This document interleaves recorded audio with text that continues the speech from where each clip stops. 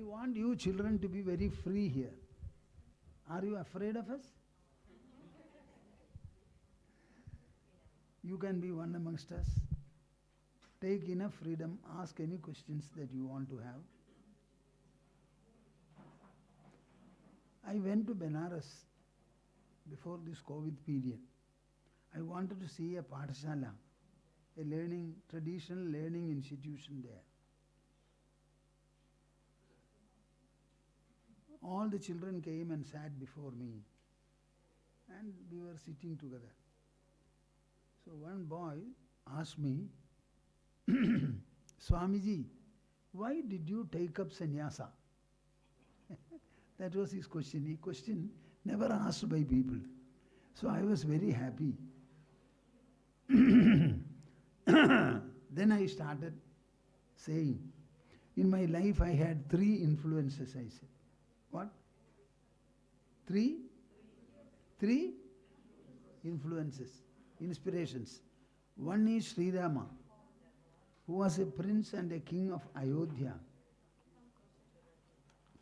His dynasty ruled India for a long time. Very famous dynasty. Dynasty, you know? King's family lineage. Here also you have a king. King lineage is there. The second is Krishna. Krishna was also not a king, but he was more powerful than a king. The third influence was Shankaracharya. So the discussion started like that. A question as to why did you take up sannyasa? Similarly, you can ask any question you want.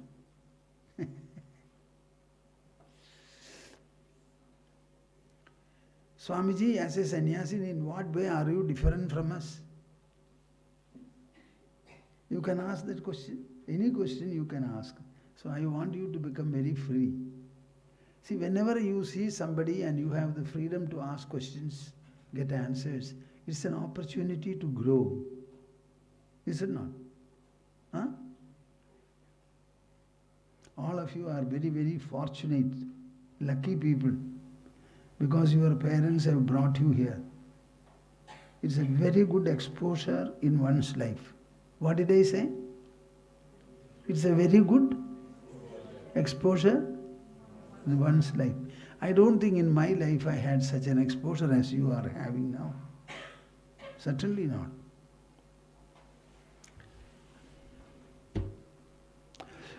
Madhya hridaya kashe sadanandamayo guruhu udetu satatam samyak ajnana timirarunaha. Harihi, Harihi, Harihi Om Tats. Jaya Guru, Jaya Guru. See, we have a beautiful letter word. What did I say? We have a beautiful single letter word. What is that? Om. Om. Say. Louder. Again.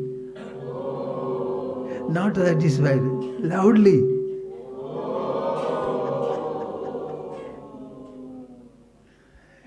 This letter is a great magic. You can chant this letter every day. At least how many times? Tell me.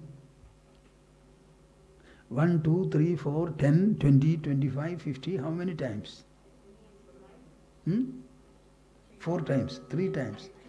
Why are you so miserly? It doesn't cost any money at all. Can we not sportfully chant Om, Om, Om?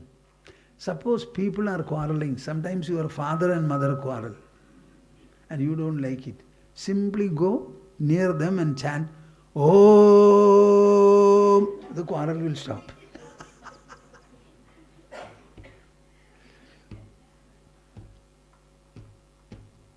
Suppose you have some kind of a fear. Fear is a product of the mind. It is not of the body. and you don't know where your mind is, you cannot access it. Can you? Have you seen your mind? Have you accessed it? You cannot access it, but suppose you chant Om, then the mind will be there. So suppose you have fear. Fear is for something, it can be anything. Suppose you chant Om a few times, then the fear will go. Suppose you have nervousness about your examinations, even after reading the question paper. There you cannot chant loudly, but mentally you can say, you will find the nervousness vanishes. You should always go to the examination hall waving your hand confidently.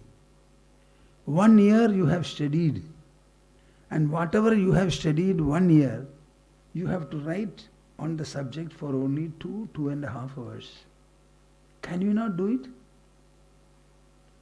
Whatever you have studied for 1 full year, can you not write for 2.5 hours? Why should you fear? So read the question paper. If you understand well, start answering. Suppose you don't understand it well, read it a second time, if necessary a third time, and whatever questions you know, those alone you can write. So start writing. And after finishing writing, you come away. What is there to be thought about? Why are you fearing the examination? Don't you think you should be joyous about examination? Because 1 year you have studied, you write the examination, you pass and go to the next class. So examination should be a festival for you. Whether you will make it a festival or not depends upon you. Is examination a fortune or a misfortune? Huh?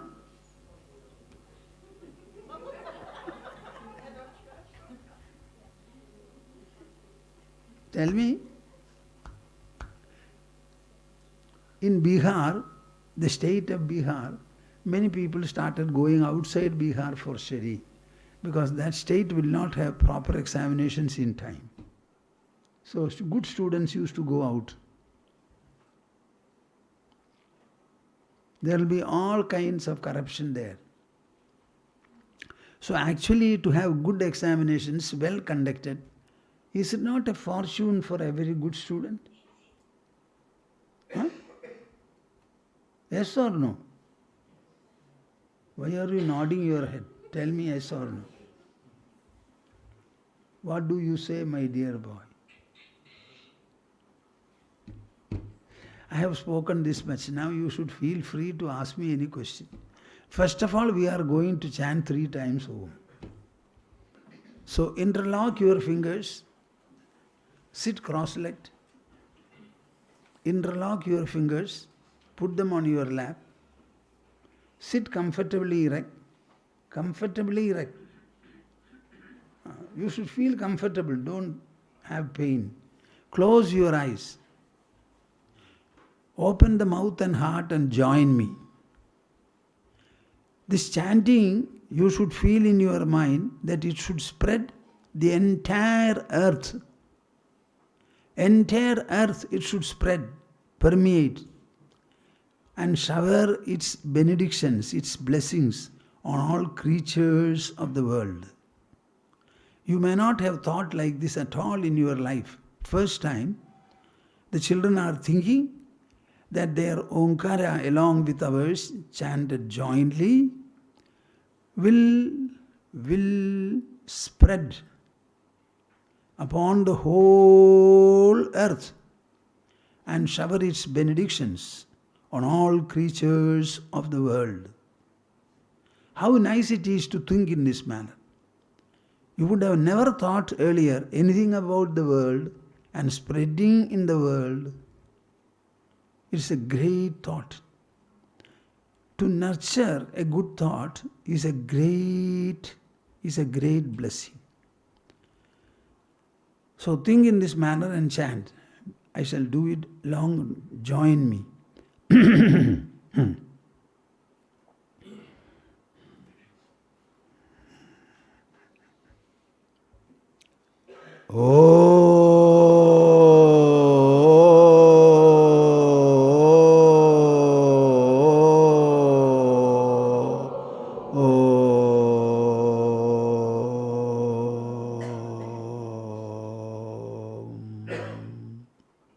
Louder.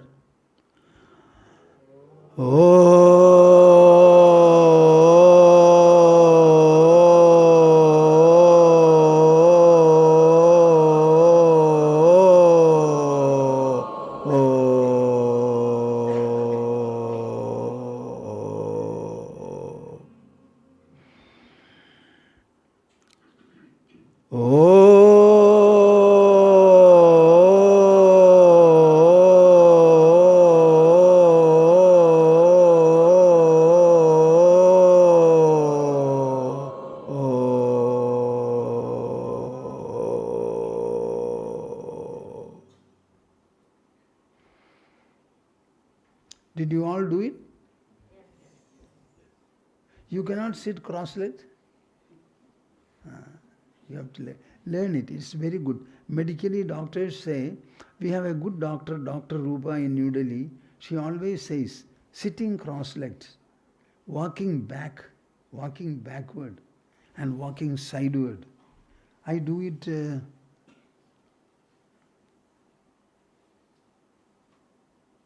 9 to 11 into 4, 44. 44 times I do it. 44 steps, each sideward and backward. You know, we never walk backward. So to give that kind of a movement strengthens your legs and it increases the flexibility. There are doctors here, do you agree? Flexibility. The leg will be stronger. Even if you are to fall, most of the falls will be prevented because of the flexibility of the legs. So that, this is very good. I make it a point every day to walk on my buttock. Like some disabled people are there. So I walk, putting my hand, then crawling, crawling, crawling. For some days I did not do it, I have restarted it. Every day you should take exercise. Every day you should take exercise. Your muscles will be so much happy. You know how many muscles you have? Shall I say the figure? Correct me if I am wrong. About 490 muscles are there. And 495 joints also are there. The figure may be a little wrong, but it is above 400. 400 muscles and 495 joints. All the joints are supposed to move every day. If a joint does not move, automatically it will become stiff. Suppose you don't move your hand, keep it in this position.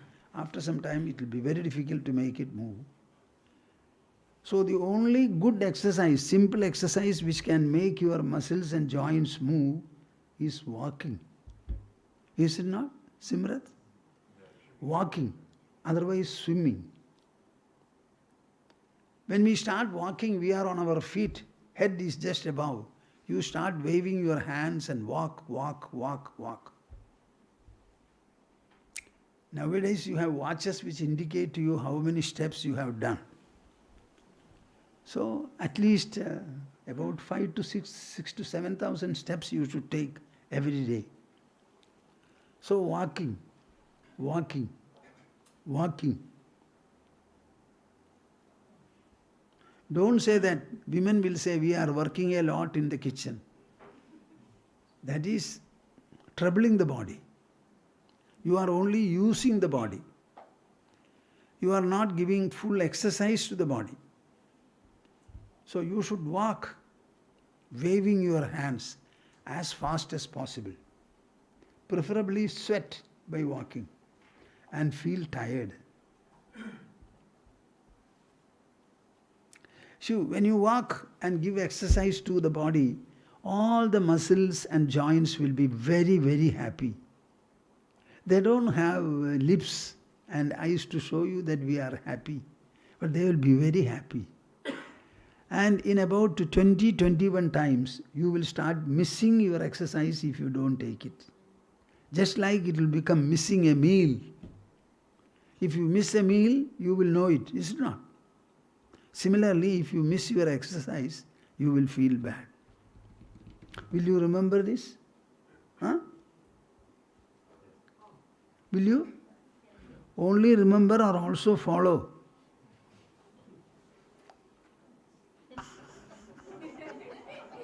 Why? When I say something good for your body and good for your mind, should you listen to it and follow it or reject it? Follow it. So will you?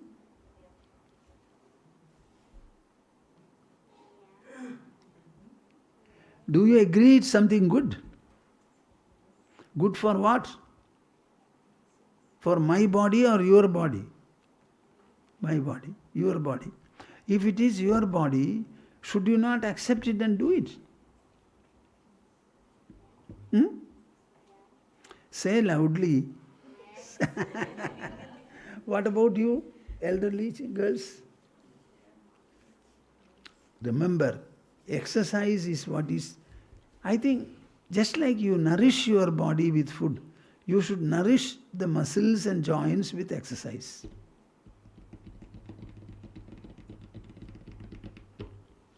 I walk for about 20-25 minutes very briskly.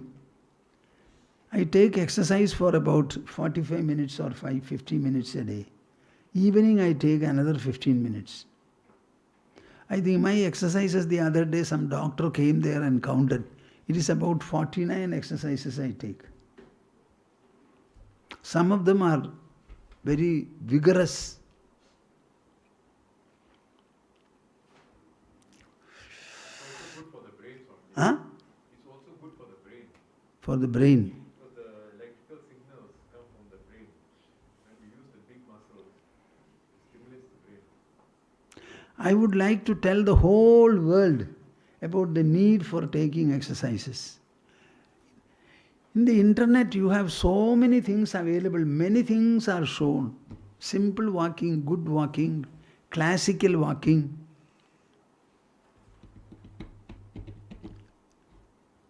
Tape walking. You know what is tape walking? Huh? No. Draw a line or put a ribbon and walk placing your foot on the ribbon, both feet, one after the other. I am not able to do it. I tried, but I could not. See, we have 2 feet. Should we not be able to place it one after the other in the manner we want? Why is it that we are not able to? Because our body is not well set. So you must exercise your body. Where do you have to go to take exercises? How much money has to be spent for it? I don't ask you to go to the gymnasium. There are so many exercises you can take at home. Yes. Interactive session becomes so when we interact with each other. Now I would like you to interact with me. Tell me what I am to do for you.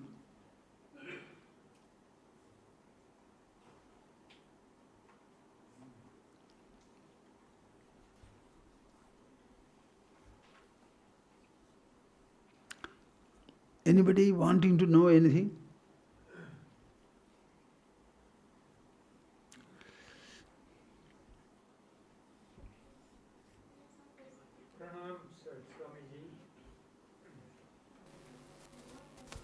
Kindly tell me how to find bliss and happiness in solitude for a man of my age, 96, who has quite a few age-related problems. Quite a few? Age-related problems. For example, macular degeneration, etc., etc. and living in solitude. I want bliss and happiness. How to get it? You are using a word called bliss, but I don't think anybody understands the meaning of it. I don't know whether you have a definition to give me from your internet. Anybody has? What is the meaning of bliss? Bliss is not pleasure. It is not pain. It is an experience other than pleasure and pain. It is not happiness. It is not unhappiness. What is happiness and unhappiness? What is this? What are they? The lowest degree of happiness is the highest degree of unhappiness. Or the lowest degree of unhappiness is the highest degree of happiness. It is all the same thing. Don't think that happiness and unhappiness are really different. So when I say it is neither happiness nor unhappiness, neither pleasure nor pain, the definition of bliss is entirely different. Maybe you already have it, but you are not able to understand it. So the bliss, the one I know and I experience, if I want to tell you, whatever is the condition of the body, assess it and understand it. Whatever is medically possible you do, never expect anything more. A body of 95 years old, we cannot run and gallop. To the extent you are wanting to eat and you have taste, you eat. To the extent you need sleep, you sleep. It is a question of remaining harmonious with whatever is. One thought that will help you in doing so is, I have a body. The body is getting aged. The body is getting aged. You started saying I very, very young, maybe from the year of 2 years, 2 years of age. The same I you have continued to say, even now you say, my body is 95 years old. So the I is different from the body. You are not the body, you only have a body. That body is different from you. If you are different from the body and you are the I, where is the question of age for it? Leave the body to its own characteristics and plights. Allow the body to remain what it is. You understand that you are different from the body. Give more and more focus to the I. When you have a pain, you don't become painful. The I in you is witnessing the painfulness. Am I clear? Huh?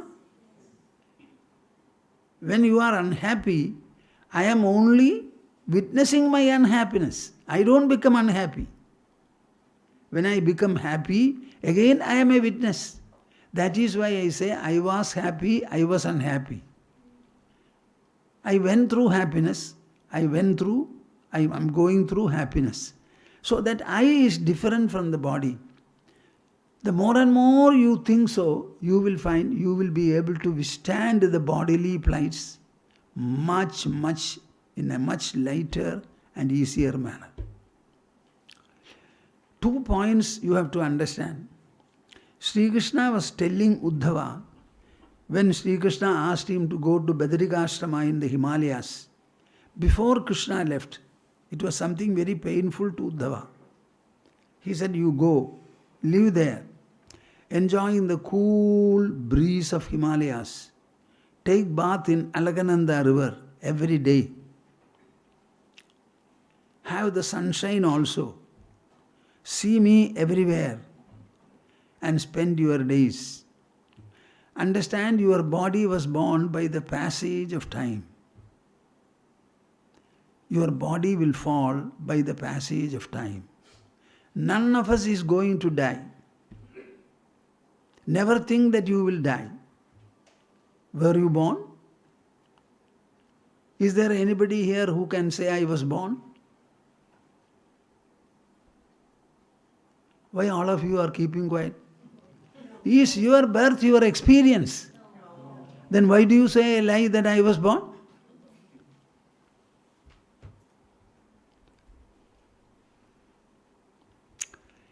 Somebody says that my body was born. Birth was there, but you were not born. The body was born. Similarly, the body will die. You will not die at all. So as the birth is not under our control, the growth of the body also, the death of the body also, it will take place. It is the passage of time that brought body into body's birth, and the passage of time will bring the body's death also. We have nothing to do there. Live from moment to moment, moment to moment. When you start developing this kind of a harmony with day to day, automatically you will get bliss. This harmony itself means bliss. Bliss is not pleasure. Bliss is not. It is not the so-called joy and cheerfulness which you have normally experienced or referring to. Bliss is the placidity of the mind. It is something like the sky of the autumn season. What did I say? The sky of the autumn season, when it is free of all kinds of clouds. These clouds can become colorful to any extent. There are red clouds, yellow clouds, green clouds, black clouds, white clouds. So many different colors are there. But in the autumn sky, there will be no color at all. If you can liken your mind with the autumn sky which you see outside, that is the blissfulness that our Shastras refer to. You all think that it's a pleasure. Pleasure is generated by the nervous system or any other system in the body. It is not pleasure at all. It is not joy also. It is certainly not sorrow either. It is a beautiful state of poise, P-O-I-S-E. Placidity, P-L-A-C-I-D-I-T-Y.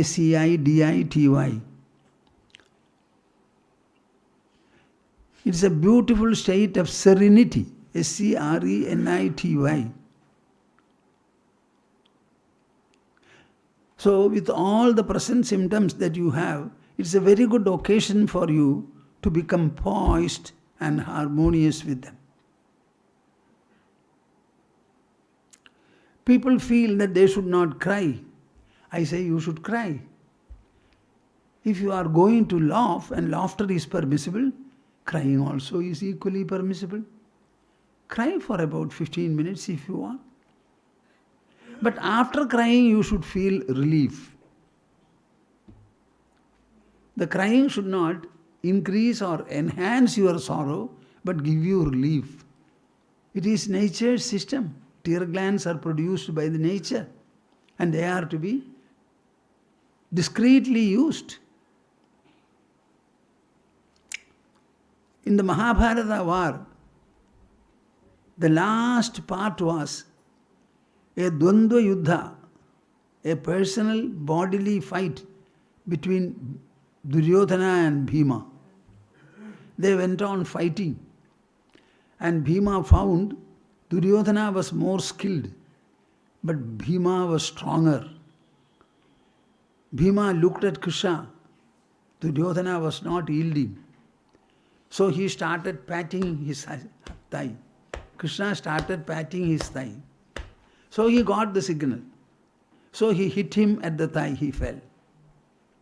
Who hit? Bhima hit. Whom? Duryodhana, he fell. Then immediately he got upon his body and started dancing. Yudhishthira said, don't do this. It's enough if he has fallen. Duryodhana, remaining in that condition, started questioning Krishna severely. I lost this war only because of you. You are the foul player. But for you, I would not have lost. I have lived like a great and glorious king. I have enjoyed everything in life. Like that. Krishna listened to him for a while and then told Yudhishthira and the others, let us not wait to speak to him anymore. Let us go. He also said, we are going to break the news of Duryodhana's fall to Gandhari, his mother. So we should go with a very sorrowful face.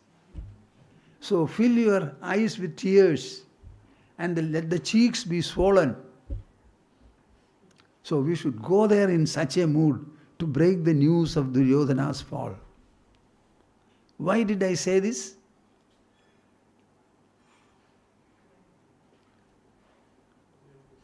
No answer? Why did I say this?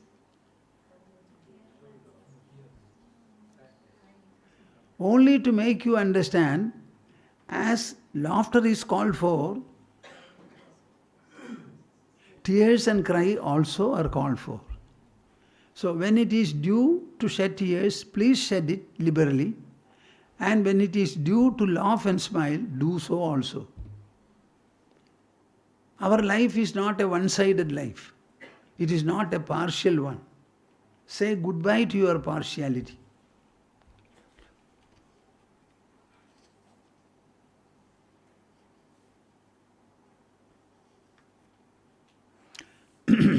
Be not partial. So Krishna and the others went with swollen faces, with tearful eyes, etc., and broke the news. Don't you think it is very enlightening? Huh? Yes. No? Yes. Huh? Yes. Oh, men have a feeling that they should not cry. Where will you go for crying? To the hell. Cry? In Purvashrama, our mother died. My sister was not there. She finally came, we waited for her. She started crying. I was there all along, now I missed you, etc. I allowed her to cry. 10 minutes or so. Then I said, my dear sister, stop. It is enough. Let us be busy for cremating the body. The body was taken, Purushottam Swamiji and myself. We washed the body, set it ready, and I gave a speech and set fire to the body. What is there? Did you cry, Swamiji? No. No. When my father died also, I was not there. I went there, closed my eyes, stood near his body for a while, put my hand on his chest, and then went away. And when the body was being burned, I was giving a talk in Thrissur.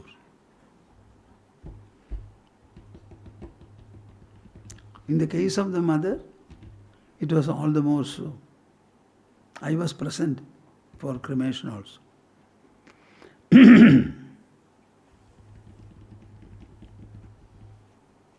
One day I cried in our ashram. You must have known about it, is it not?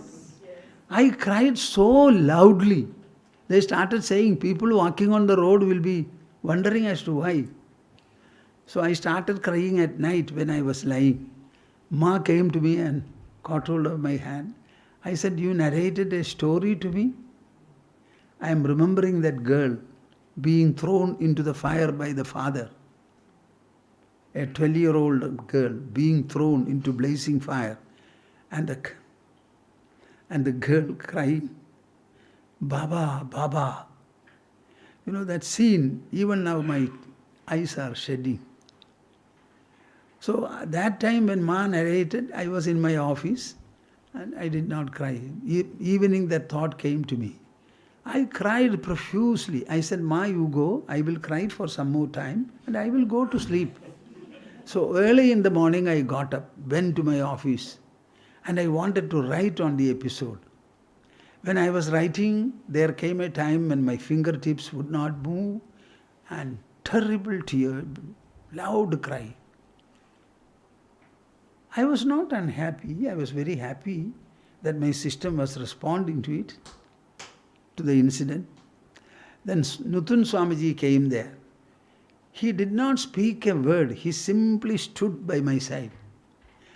I said that, you know why I am crying? Ma Nare? Yes, she told me. So I didn't have to tell him anything. He only reminded, what will the people walking on the road be? Even now, perhaps, if I narrate that story once again, I may not cry to that extent, but I am afraid my system may respond. And I am very happy that I have done it. They were one of the most blissful moments of my life. Ramachandran, did you hear? Yes. They were one of the most blissful days in my life. By looking at a garden, or looking at the huge sea, or colorful sky, etc., I have never had this kind of an experience. Some incident that took place hundreds of years ago, Ma came and narrated to me. I heard it with a lot of realism. The crying was because of the girls calling the father. See, and the father having to throw the girl livingly, when she was living, into the blazing fire. What kind of a society and tradition we have? The father and the mother are constrained to do this. They were not thinking that it was criminal or illegal. It was not illegal also. Any social practice can be accepted unless you bring about a law to restrict it. Our society can degenerate to any extent that is possible. Just imagine, it went on. How many girls were being thrown like that? That time it was Sati. Huh? Sati. No, that is Raja Ram Mohan Roy stopped it.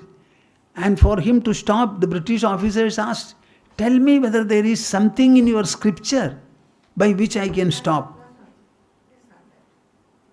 It's the second part. Shall I tell that? Huh? Then I go there.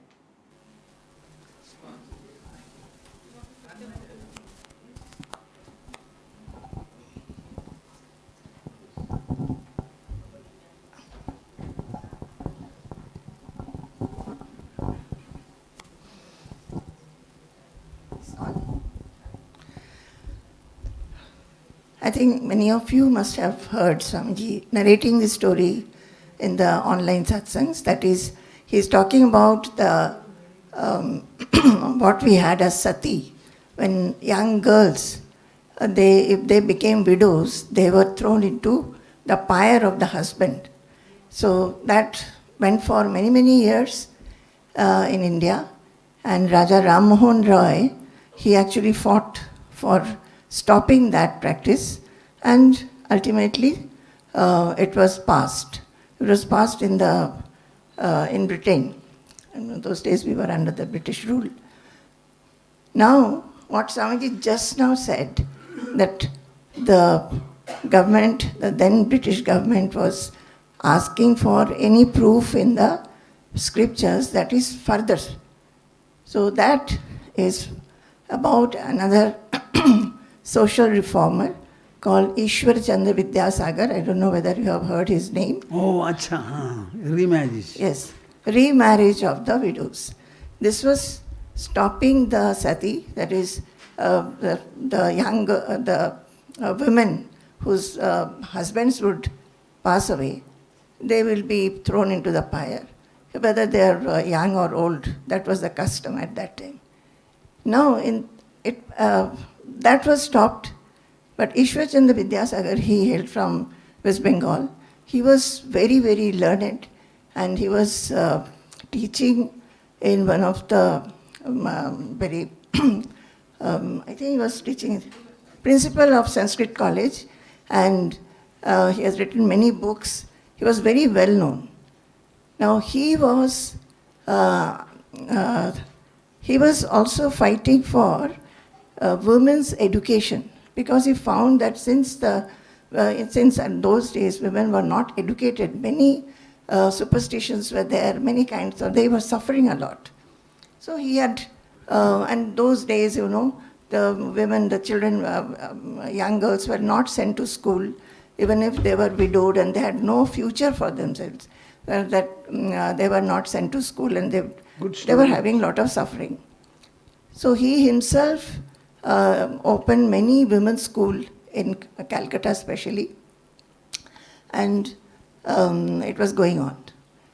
But there was a lot of opposition from the society itself.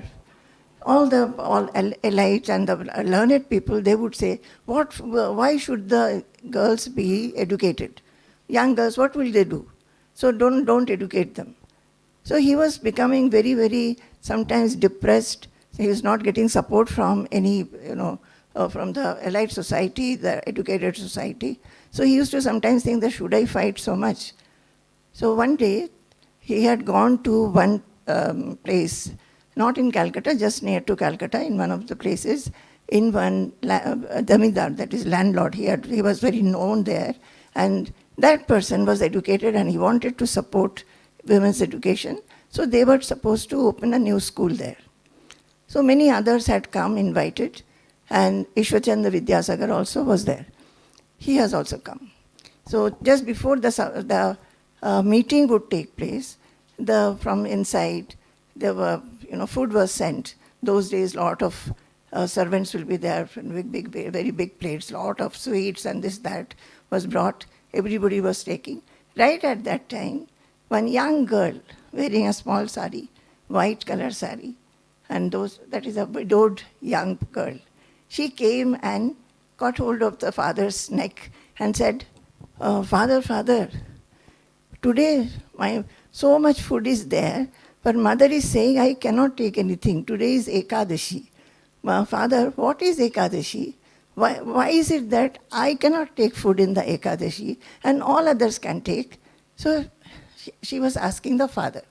So father became very embarrassed. In front of everybody, all the guests, that young girl comes and asks this, and with so much food around. So father said, you go inside. I'll tell you later, you go inside. So the girl went away. Ishwachandra Vidyasagar's plate had not yet come when it came. He said, I cannot take the food today. I'm not feeling well. So this gentleman said, okay, you can take later. Then they had the meeting and everything. And after the meeting was over, and they decided that a school would be opened there in that village. And this landlord, the host, he said that he will sponsor, he will give a lot of money for that. So after everything was over, this host said, now shall we ask them to bring food for you?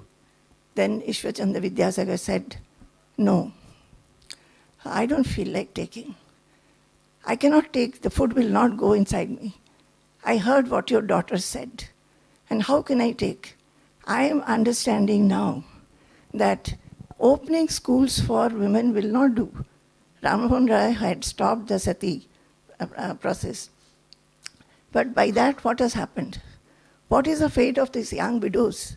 At least in Bengal at that time, young widows means a lot of suffering. First of all, Bengalis are generally non-vegetarians. So all non-vegetarian food will be stopped. And all kinds of good food will be stopped. You have to shave off the head, even though you are a child, and wear a white sari, and many, many restrictions. So he was saying that by making them go to school also, what will happen? There is no future for them. I feel that they should be given a new life. Now my new project will be, new endeavor will be that the widows should be married. And law should come up that I will now fight for remarriage of widows. And for that, he started his new mission.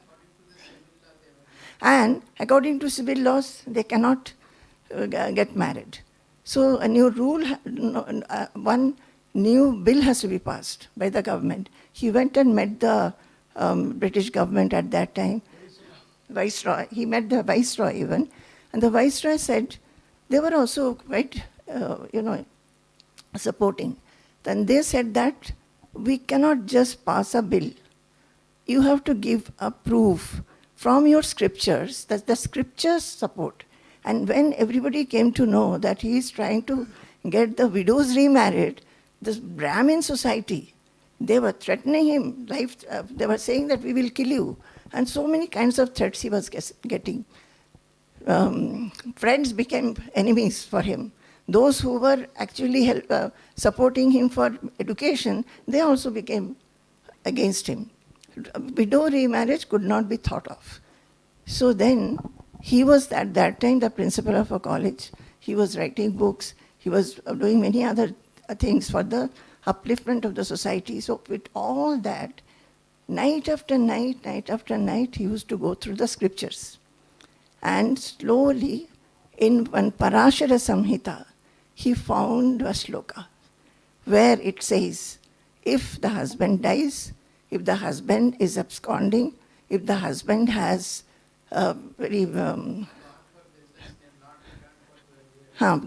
away for business and not returned, and for 12 years, and also I think seriously sick or something like that, I've forgotten. But the first point was that if the husband has died, then a woman can be married to another person.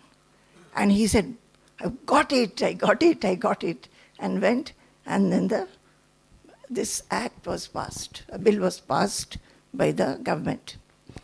And then he did not stop at that. First thing he did was his son was married to a widow.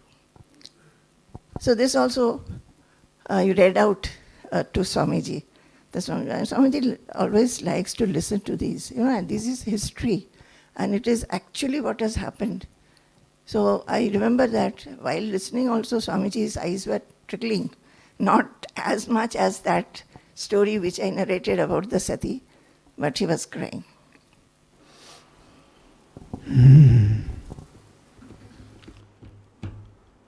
So remember very well, the word bliss and blissfulness, you have no idea of what it is. It is the serenity of the human mind, placidity of the human mind, beatitude of the human mind, when it is able to rise above the pairs of opposites. Like everything, good and bad, virtue and vice, birth and death, body and soul. Our mind now prefers happiness and abhors, hates unhappiness. But you cannot have happiness without unhappiness. So what is the point in hating one and loving another? Understand this fact and then allow happiness and unhappiness to come the way they do. Similarly, health and ill health. When your thought process changes, by the grace of such thoughtfulness, many things can happen. Our life can evolve very easily one day.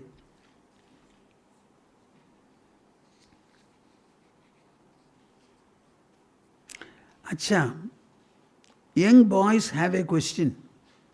Ask others also for their questions. A note has been given to me by Namrata. I ask them questions. They have a question there. No, I tell you, I first of all ask them interactive session begins only when there is a question. So please raise something. Then I gave some time, nobody spoke. Then I started looking at the children and encouraging them. They have a question. What is the question of the child? Lower your mask a little so that I can see your face. Swamiji, how did you get so popular? Huh? How is? How did you get so popular? How did you get so popular? How did you become popular? Have I become popular?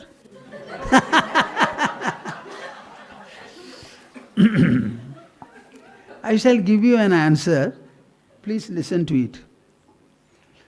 When we take up spiritual life, there are three principles which are very fundamental. In Sanskrit we call them Putraishana, Vittaishana and Lokaishana. 3.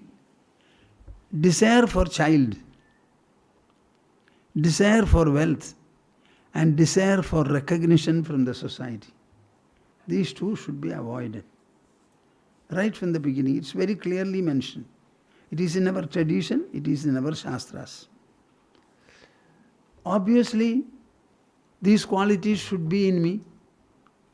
If they were not, I must have them. If they were already there, they should grow stronger. I have never struggled to develop qualities. What did I say? Because it is a quality like ornament, golden ornament for the body.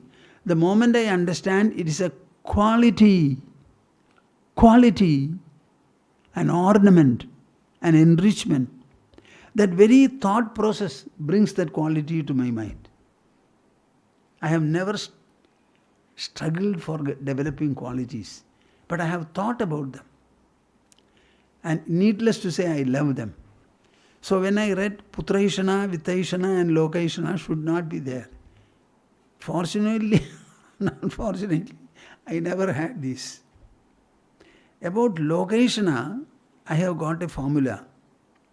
Why do you search or yearn for fame? When does a man become famous? Can you tell me? A person becomes famous when he has such qualities, such beautiful features, which are rare in this world, which everyone will like to have. So you cultivate such qualities, aspire for such qualities, which are rare and which people consider to be famous. So I have never run after fame. If you think I am famous, fame has followed me. I have never chased it. Not at all. You know, I am like Krishna, another Krishna actually. Because Krishna says in his Bhagavad Gita, there are many people who have followed what I am saying and they have become like me. They have come to my state. I have never written a commentary of Gita. Our Shankaracharya's commentary is considered to be Shankara Bhashya. I have not read it. But I will look into one word here or there when it is necessary. When the word I hunt for and look for, I don't find anywhere, then I will look into Shankara whether he has said something about it. Sometimes he also doesn't say. We have got so many commentaries. So the other day, somebody was asking me, but I have written on Bhagavad Gita at least 2 books. And you will find they are very good commentaries. When Swamiji wanted me to write on Bhagavad Gita, I said, I will not write a commentary because so many commentaries are there. Then he said, okay, write on the essential concepts of Bhagavad Gita, comparing and contrasting them with forerunning and following statements, etc. I did it. Then in order to invite the country heads of so many other countries of the world, I said some ambassadors should be sent, but he should present them a book. So I wrote a book, Insights into Bhagavad Gita. Both of them are good, very good books, the like of which may not be available till now.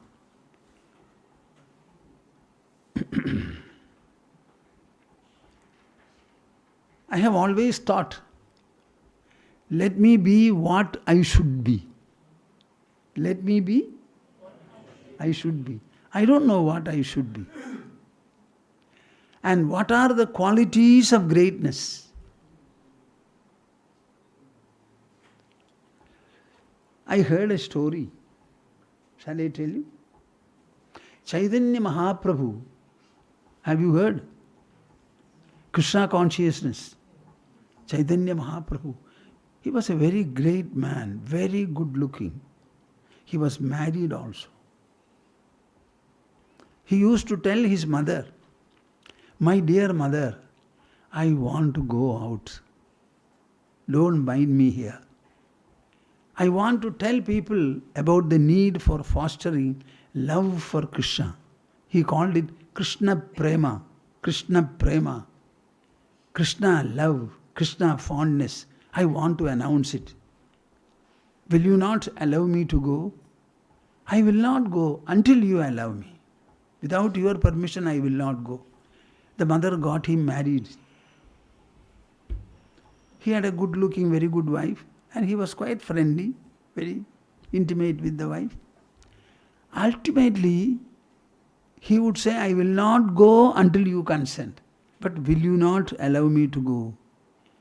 My heart is crying out to tell people about the fondness for Krishna. Finally, the mother said, you will not be happy at home. My dear son, I send you go. Soon after that, one day he told his wife, today we shall have a play. And he started decorating her. It was night, her body so beautifully. And both of them went into sleep. He was under the embrace of the wife. Right at midnight, he coolly escaped, keeping the hands away, and disappeared. So you can imagine, he was not an ordinary person. I always have a complaint about Srirama. What is that complaint? Before abandoning Sita, his wife, he should have called her and had a discussion. Because Sita would not say, you would abandon the throne and be together with me. No woman will say. I don't know whether you will say. I don't expect any Indian woman to say to the husband, you should abandon the throne in order to have me. No woman will say this.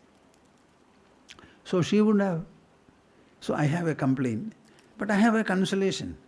Between a really good couple, I don't think such discussion is necessary.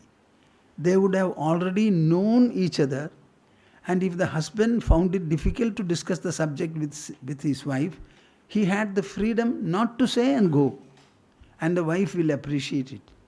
So it is not necessary. The relationship is not formal at all. It is hearty. So in the case of Chaitanya Mahaprabhu, see how he did it. His wife Vishnupriya told him that you then take me also along with you. I would also like to come with you. Wife said, take me along with you, I will also be. But he said, the hard life I am going to have, you won't be able to bear it. He said that I know that you are not coming for the love of Krishna. You are coming for the love of me. Swamiji says that you are not coming because of the love for Krishna, love for you, for me, your husband, you are coming. I read the other part also, that you will not be able to bear the torture of this life. Now that is all one side of it, only giving you some interesting story. One day he was going in a boat. He was a scholar, very knowledgeable person. So he had written a book. I think it was on grammar. Nyaya. Logic. And so many copies of the book were there in the boat along with him. One of the travelers in the boat took a copy who was also a scholar, and he read it from beginning to end. Went to Chaitanya Mahaprabhu, looked at his face, started crying. She said, why? I have read this book. It is so good. I have also written a book. Now after reading it, I find my book will be of no value at all. So I felt very sorry. You know what this Chaitanya Mahaprabhu did? He took all the copies of the book and dropped them into the river. This one instance, I have not seen it. Not only copies, manuscript also. Manuscript also. It was only manuscript. See, I have only heard it. No, you should understand me. I have only heard it. I have not seen it. But when I heard it, it was not a hearing. It is a narration narration of the human mind. What it can do, what it should do, what it can do, what it should do, how to rise to the heights of goodness, greatness, glory. Is it by possession or dispossession? Answer me. Huh? Bolo na. Sollappa. Is it by possession or dispossession? Is it by love or hate?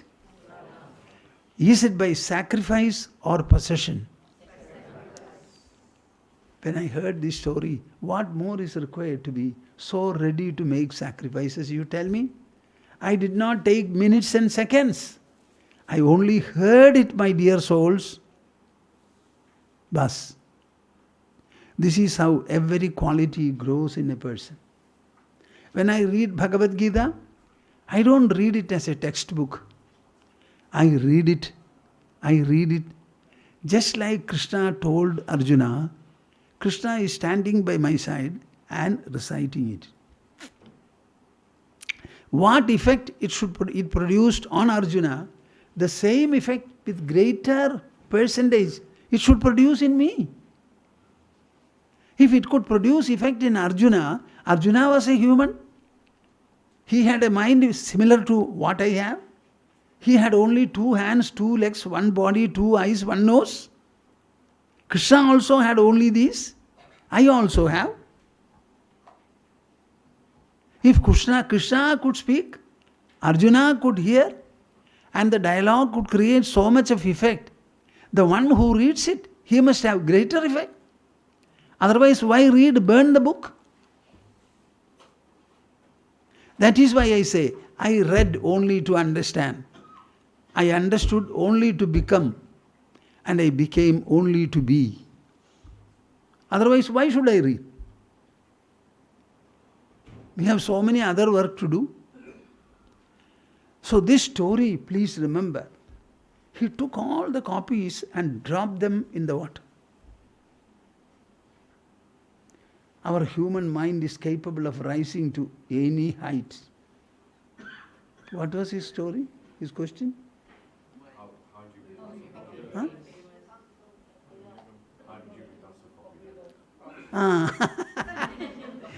Now have you got the answer? Very good. Even now when I hear or see a quality, what can I say? The mere reading of it is sufficient. The mere reading. Just like I cried listening to a Ma. Why did I cry? Don't you think it was a sense of identity? The feeling for the society? How corrupt is the society? How cruel can it be? It is done with public consent, public motivation, public constraint. How many don't think that we are all good people? We have to become good. Goodness is good indeed.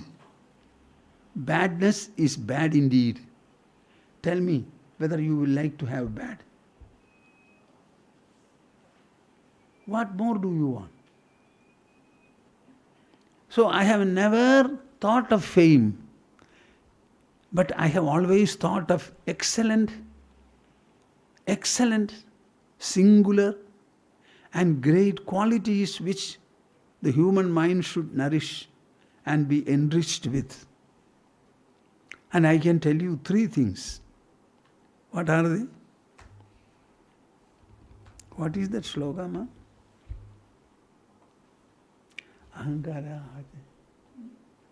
Nispraho. Do you have the Gita book with you? Vihaya kamanyah sarvan pumam sharadi nispraha nirmamo nirahankaraha sashanti abhigacchati. Vihaya kamanyah sarvan,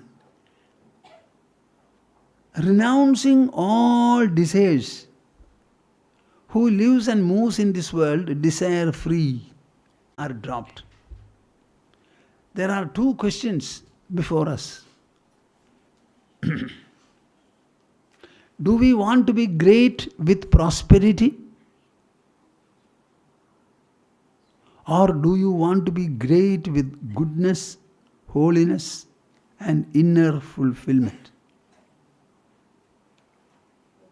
Tell me. All of you are keeping quiet.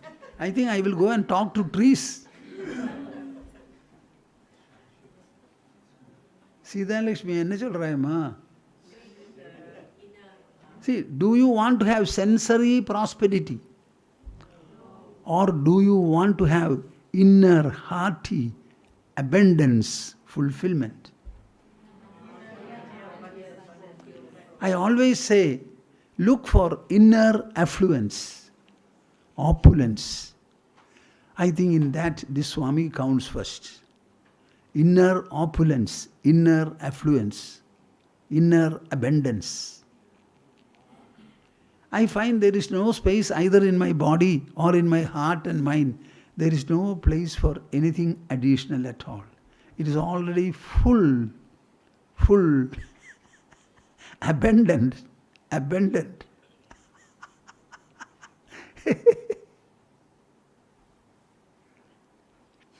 Without spending any money, I have got it.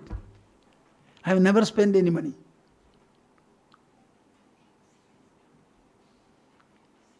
In order to get God, you have to spend money? Huh?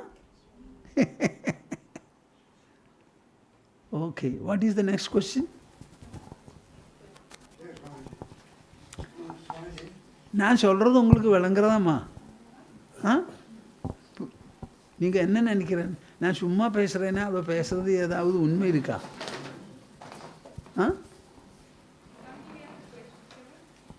I am asking, am I speaking bombastically or is there any truth in what I say? थोड़ा बोलिए ना.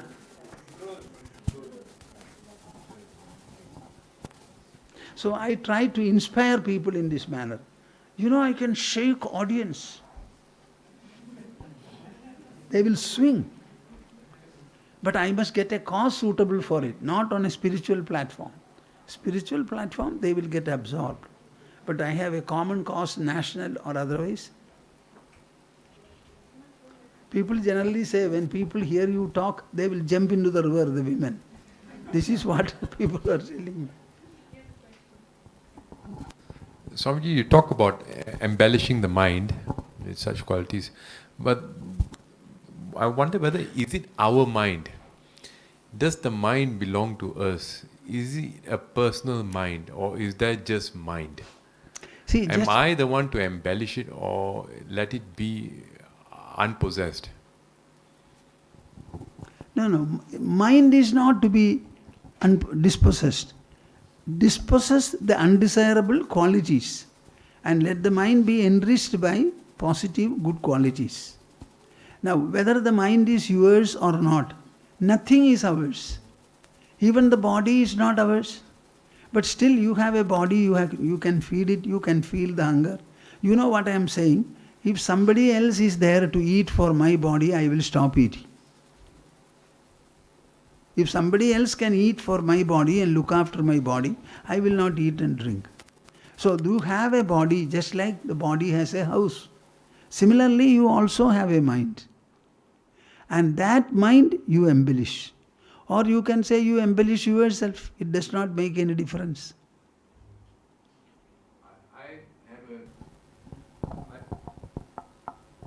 I was thinking that any effort put in to try to be good. Any asset? Any effort. Effort. Any effort to try to be good, attempted by an individual or society, produces a counterbalance within an individual psyche or the collective of a negative opposite trait or energy. It has to balance out. That is my feeling about it. That any effort, so there ultimately comes a point where one abandons both and just be. And of course, not if one behaves, just be and behaves naturally as is dictated according to nature, then it doesn't produce this imbalance. Simrat, this is the transcendental truth that one reaches, earlier or later. In Ashtavakra Samhita, which you have not read perhaps, you have read, it's very clearly mentioned. My dear Janaka, what is your trouble? Your trouble is that you seek Samadhi. That is your trouble. The I in you is always a witness. It never becomes otherwise. Suppose you get into Samadhi, the I will remain only the witness of Samadhi. Samadhi will come and go. So your bondage is that you do this. And what is the real state? Virakto Vishayadveshta Ragi Vishayalolupaha. A dispassionate man hates the world. A passionate man indulges in the world. The right man is one who neither has hatred nor love. So any effort will mean a counter outcome, you say. When your mind has reached such a level of thinking, then I think this effort and counter effort both are not necessary. You can drop them and live in what survives in the transcendental level. See, Nachiketas had a conversation with God of death. And as Yama was continuing to speak, he interrupted and then says, I don't know whether you will hear me well and understand it. He intercepts him and then says, Anyatra dharmad, anyatrat adharmad, anyatrasmat kridagridad, anyatra bhutacha bhavyacha, yat pashyasi tadvada. Yat tat pashyasi tadvada. He says, my dear God, stop for a while, listen to me. Can you tell me that something which is neither dharma nor adharma, different from both? Ungalukku puriyradappa? What language do you talk? Hindi? English. The other language? No other language. I don't know Malay. So, see, different from dharma, different from righteousness, different from unrighteousness. Anyatra dharmat, anyatra dharmat, anyatrasmat kridagridad. Different from cause and different from effect. The entire world is cause-effect. Anyatra bhutacha bhavyacha. Different from the past and different from the future. If you see anything, tell me about it, he says. Is it not ample answer for you? No. Huh? This is the truth. Have you spoken or had a commentary about Avadhuta Gita? Avadhuta, you talk something about it. Avadhuta Gita is not a text which I am generally talking about, so I will have to look into it and then say. Let the children introduce themselves. Where is the mouthpiece? Introduce yourselves. I think Swamiji doesn't know who you are. Come and tell your name. Do I stand up? Name and parents, who is your father, who is your mother, they come. Hi Swamiji, my name is Zorava. My Name is what? Huh? Full name. Zorava Singh Sandhu. My parents are Simrat Singh Sandhu and my mom is Sangeet Kaur Dio. My brother is Joran Singh Sandhu. My sister is My sisters are Sahara Kaur Sandhu and Arya Kaur Sandhu. Yes, Simrat's children. Acha, all of them have come together. Very good, very good, very good. Acha, did I answer your question? Yeah. Huh? You answered my question. Try to cultivate such qualities which are great and glorious. Automatically you will become famous. Why should we seek fame? If such glories are not appreciated by the society loses. See, the people of Thrissur came to me when I was, how many years? Maybe 24, 20, 25, 75. না কখন গীতা তো Celebration er jonno. 50 years. 50 years of your sannyasa. When 50 years of my 73 at that time. Huh? 73 years. My body was 73 and 50 years of sannyasa, the Thrissur people wanted to celebrate it. So they came to me. I said, so far as we are concerned, we don't celebrate the 50th anniversary of anything. We have undertaken sannyasa in the name of God and in the name of our culture. And no special recognition or approval is ever called for. But as a society, the society has its own value and standards. It is for them to recognize wherever there is goodness, worth, greatness and glory, then the society becomes valuable. So, if you want to do anything like that, to prove your own appreciation for this kind of a life, etc., I cannot stand in the way. I allow myself to be a patra, a subject for that. You may do it. But understand it very clearly, this is not a celebration which people, sannyasins, will themselves look for or even appreciate and approve of. This is what I say. And they arranged for a very good function where the Christian saints were called, Muslim saints were called, political leaders, ministers and so many others came there and spoke well. I also spoke at the end. Do you know, at the end, I was speaking about the 4 ashramas of human life. Stages. 4 stages. Ashrama bollane ke liye. 4 stages of human life. And I was very critical about, you are all householders and you feel that we are householders, we have become grandfathers, our daughters are married, sons are married and brought, daughters are married and given, and they have children, everybody is good, great, etc. You are still a householder. If you believe in brahmacharya, celibacy, education, then married life, this married life also has to be left, then only you become a good householder.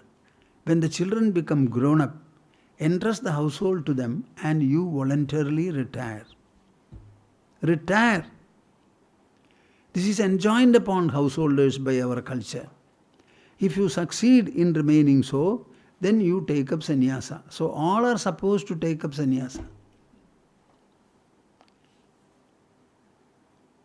Suppose you die in the same manner, it is against the spirit and purpose of our culture. I gave a very fiery talk. At the end of it, they said, Swamiji, after listening to you, if you had made any offer, then all of them would have come and received sannyasa, he said. So I talk like that. Swamiji. Time. No other questions? 9:30. Okay. Are you relishing these talks? Yes. Really? Yes. Then I think all of you are fit for it. Whoever relishes this is fit for it.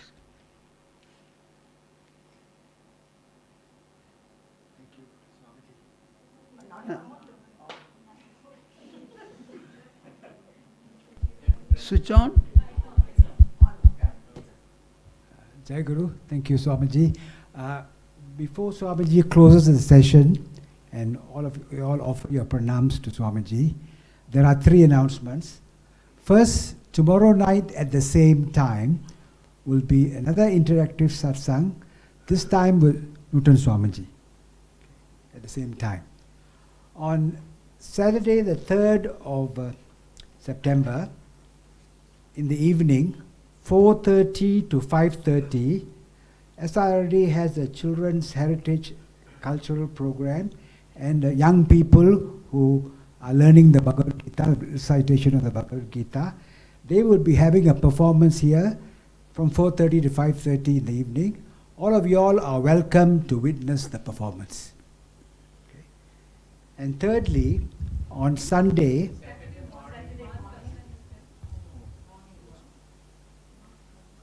Third of September, yes, sorry. Saturday morning, Ma will conduct a satsang, interactive satsang from 10:30 a.m. to 11:30 a.m. in the morning. On Saturday, the 3rd of September. And in the evening, as I just mentioned, from 4:30 to 5:30 is the children's program, which all of you all are welcome to witness the program. And lastly, on Sunday, the 4th of September, from 10 a.m. to 4 p.m., we have the 3rd in the series called Discovering Your Inner Resources, which is an interactive session for youth between the ages of 16 and 45 with Swamiji, Newton Swamiji and Ma Guru Priyaji. Those of you, the youth who qualify under this age group and you wish to attend, have to register for the program. There's a form for it, and you can get those forms from Sita or Dave. Okay? So those are the announcements. Now can I hand you back to Swamiji to close the program?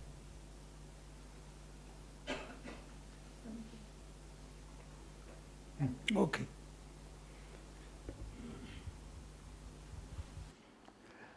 To complete my narration, I want to say, it will be of interest for you to know. See, I could not understand and apply to me these 3 desires: desire for child, desire for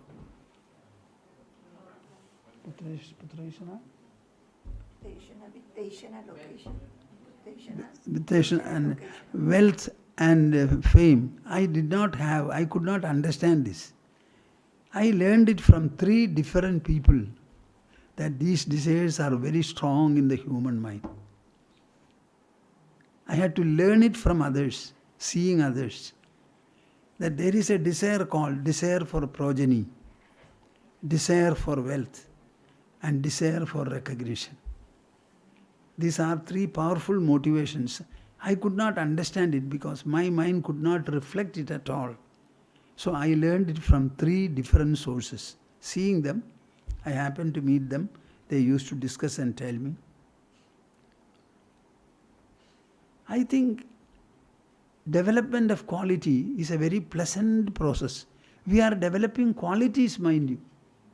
Any quality is enriching, ornamental to us. Who will not like gold ornament? People who are interested in beautifying the body, they like gold ornaments. Similarly, it is a mental ornament, intelligential ornament, heart ornament. When you know them like that and value them, don't you think they will simply fly into us and gain place in our mind and heart? So I think you should think about it and cultivate qualities without any trouble at all. No trouble. No effort even. Mere appreciation. I told you about Chaitanya Mahaprabhu who dropped all the books. Just imagine, I heard it. What is this? It is the mind's decision, heart's feeling. Cannot our heart feeling in a noble manner, in a good manner? Similarly, when you are grown up and you have become sufficiently old, why don't you leave the arena? When the children grow up, entrust them in the household. Keep a little away. All along you have been neglecting your mind, neglecting your intelligence, neglecting your heart. You have never thought of enriching your inner personality. So let the enrichment take place at least at the age of 60 and 65. Devote completely for that. There are very few people who do it, but it should be done. People who are not doing, are you not failing in your life as a mature householder? Huh? As a mature householder, when you entrust the household to the youngsters, don't think that the husband and wife are going to separate. Both of them will together do it. That is how it should be done. The 4 ashrama stages of life we have evolved and preserved are taking into full account the human mind, its aspirations, its emotions, then the intelligence, its own knowledge, aspiration, etc. Sufficiently into account, they have evolved 3-4 stages. Think about it very seriously. Now we shall conclude.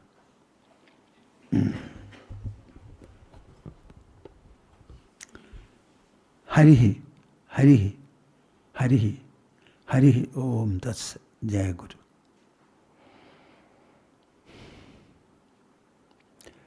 Jayati Jayati Devo Devaki Nandanoyam Jayatu Jayatu Krishno Vrishnivam Shafpradipaha Jayati Jayati Meghashyamalah Komalango Jayati Jayati Prithvi Bharanasho Mukundaha Jayati Jayati Prithvi Bharanasho Mukundaha. Now we will recite an Omkara. Sit properly. You are not able to sit for some time, you should learn. It is our body, it should listen to what we say. Okay, here we shall recite.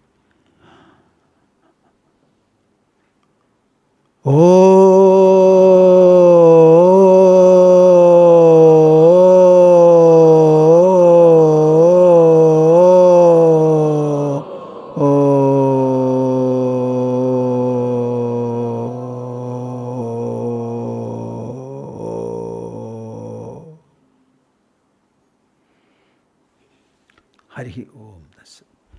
Come.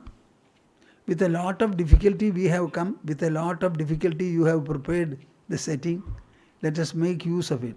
Do not be lagging behind. We want to see every one of you. More and more people should come. See, when somebody lovingly asks you, saying that I would like to see you, how can you refuse the invitation? I would like to see all of you. With fondness I am saying. I don't think anybody can refuse. There are some women who will say, my husband is not willing. You please go and tell him, I would like to see your husband. Let me see whether he will refuse. I only want to see him. Because you have been coming here and you are married, so I miss him. At least once let me see. She goes and delivers the message and he comes. Similarly, I say the other way also. When men come and wives do not come, I say, I would like to see your wife. You have married a human or a beast, I should know.